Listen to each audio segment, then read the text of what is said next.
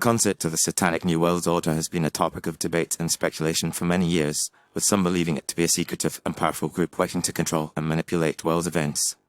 Recently, the issue of global warming has been linked to this idea, with some claiming that the Satanic New World Order is using propaganda surrounding climate change to oppress and control the population.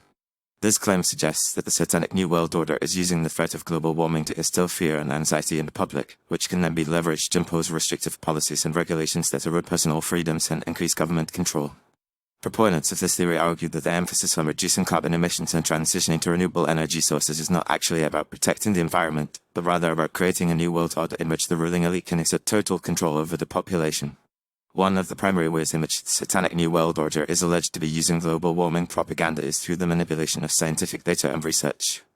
It is claimed that climate scientists and researchers are being pressured or bribed to produce data that supports the idea of catastrophic global warming, which can then be used to justify draconian policies and regulations.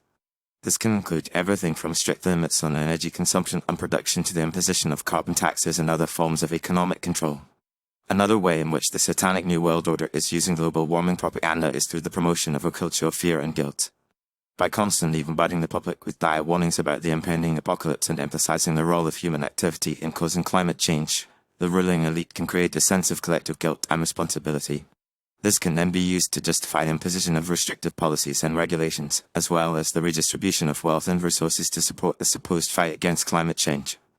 The media also plays a significant role in promoting the Satanic New World Order's global warming propaganda. Mainstream news outlets and social media platforms are often accused of promoting a biased and one-sided view of climate change, emphasizing the most sensational and alarming stories while dampening or ignoring any evidence that contradicts the dominant narrative. This can create a false sense of consensus and overwhelming scientific evidence, which can then be used to silence critics and opponents of the ruling elite's agenda.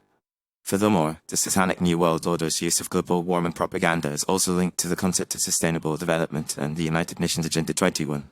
This agenda, which was adopted in 1992, outlines a comprehensive plan for sustainable development and environmental protection, but some critics argue that it is actually a blueprint for a totalitarian world government. By promoting the idea of sustainable development and the need for collective action to address climate change, the ruling elite can create a sense of global citizenship and shared responsibility, which can then be used to justify the erosion of national sovereignty and the imposition of a one-world government.